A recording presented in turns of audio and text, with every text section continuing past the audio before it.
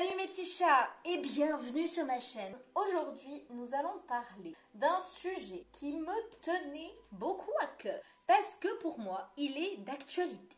Comment gérer sa colère?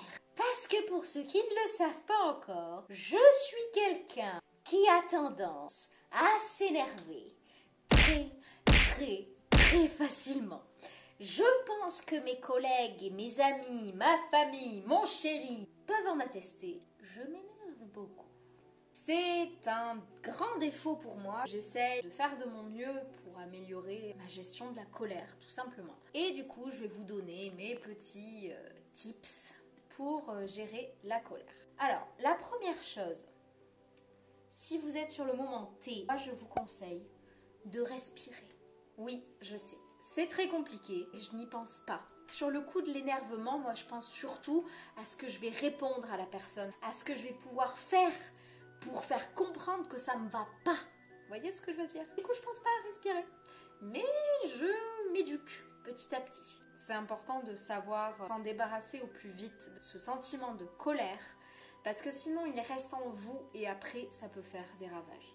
Le deuxième petit truc que moi je vous conseille, si la situation est passée, même sur l'instant T, je vous conseille de vous demander pourquoi je suis en colère.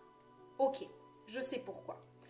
Est-ce que c'est la seule solution que j'ai pour m'exprimer? Est-ce qu'il n'y aurait pas une façon plus saine de m'exprimer? Le troisième truc, c'est de ne surtout pas réengrainer la colère.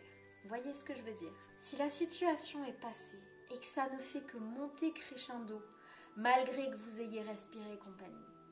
Occupez-vous l'esprit. Faites quelque chose qui vous plaît, que ce soit lire un livre.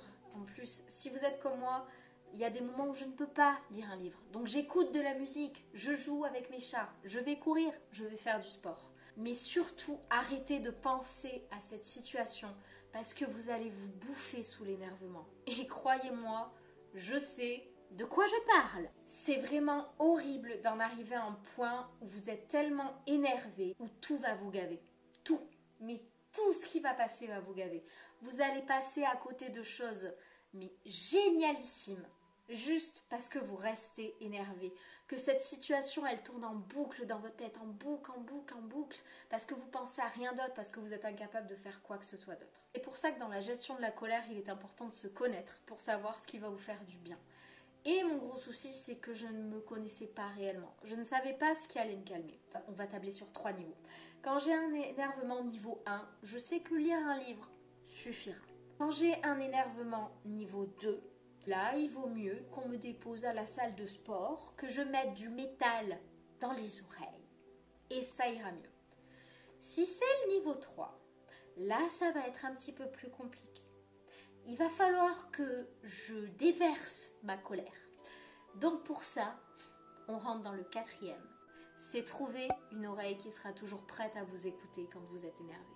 Mais évitez quand même de rentrer dans le fait de réenclencher toujours. Ça ne fera que vous énerver encore plus. Moi, quand je suis en niveau 3, je trouve quelqu'un à qui parler. Et une fois que je lui ai raconté, je vais à la salle. Et ensuite, je vais lire un petit livre. Mais j'arrête d'y penser. Une fois que je l'ai raconté à quelqu'un, stop, on passe à autre chose.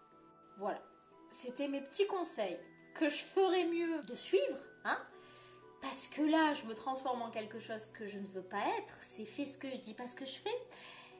Et il serait préférable, je pense, que je mette un peu d'eau dans mon vin dans certaines situations qui sont en train de se passer. Mais c'est compliqué, je sais. C'est compliqué de ne pas se mettre en colère quand il vous arrive des trucs avec lesquels vous n'êtes pas d'accord, des trucs que vous trouvez injustes, des trucs qui vous blessent.